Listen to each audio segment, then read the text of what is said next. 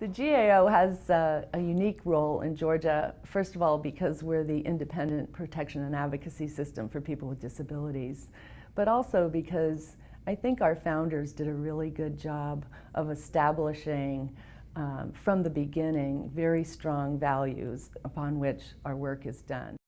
I think the biggest difference in starting places among the P&As in the United States is a difference between approaching protection and advocacy as basically a technical legal problem and approaching it as a cultural and relational problem. And we started with an appreciation of the limits of the law, the limits of the service system, the limits of our communities, and tried to figure out how might we invest in something that had the chance to contribute to the shift in the culture that we were seeing from the civil rights movement, from the women's movement, from the disability rights movement, which was much bigger than our little effort. But the question was, in a sense, how do we tap into that energy for a beloved community? When you look back at the early days of the Georgia Advocacy Office, kind of that moment in time, I'm not sure about this, but I'm going to make a guess that the Georgia Advocacy Office might have been the first organization, or certainly one of the first organizations in the country that was established as a new organization with a clear value base that was based on the set of ideas called the normalization principles that later became social role valorization. So it was a values-based organization that started with what, at least in my mind, would be sort of the new set of ideas, the new paradigm.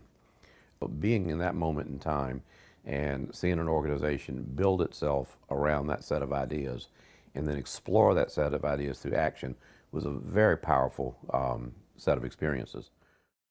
You'll think people refer to us as the P&A network, and what that means is that there's a federal law that mandates that every U.S. state and territory needs to have a protection and advocacy office to advocate for people with disabilities and investigate human and civil rights violations. And so in Georgia, we're the designee for that mandate, and we also provide some systemic advocacy to state agencies so that policy reflects our vision for people with disabilities, as well as offers the right safeguards for people. I came to this work from a personal story. I have two cousins that both have developmental disabilities that are 10 and 12 years older than me. When my aunt and uncle passed away back in the 80s, our family had not done any long-term care planning for my cousins, and so they ended up being institutionalized up in Ohio in the early 80s. And my cousin Sue, as a result of living in an institutional setting, ended up dying from medical neglect. And that is the personal story that brought me to this type of work, was to help families with long-term care planning make sure that they have access to the services and the supports that their loved one needs. My name is Christy Claxton, and this is my beautiful daughter, Celia Claxton. And I would like to thank the incredible people at GAO for supporting us at a very difficult time when my daughter lost her nursing benefits. And each person at the GAO, from the first person I spoke to on the phone to our wonderful advocate, Sarah, has encouraged us and cried with us and been a wonderful support system to help us through the process. And we just couldn't be more grateful for each one of them in their care and their concern for the health and well-being of my sweet girl. I was diagnosed in 1996, bipolar disorder. 97, I went back to work, worked all the way till 2012. Had a episode were 2012, 2013. The winter there was extremely rough. Went on disability. The guardianship was put in place. What took about 20 minutes to put into place, it took almost a year for for it to be taken out of place.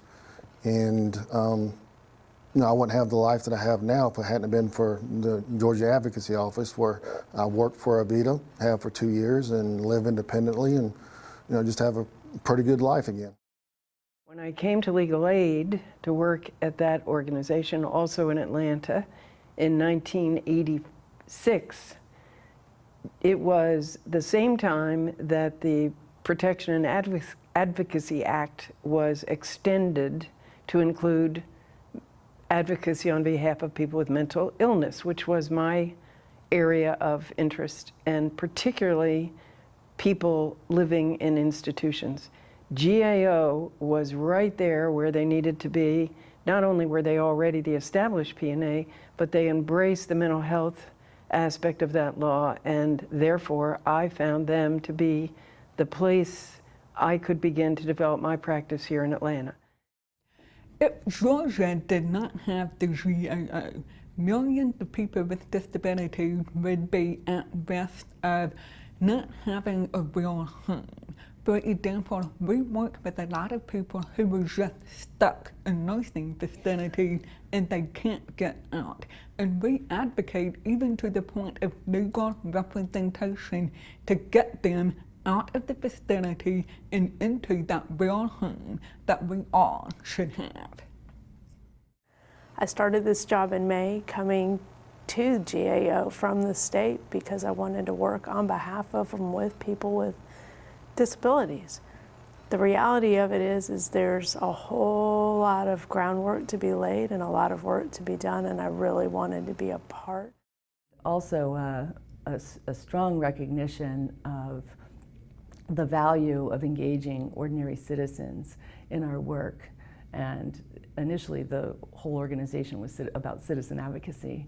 Now we use a lot of other different tools in order to make sure that people are protected from harm and have a chance to live a good life in the community.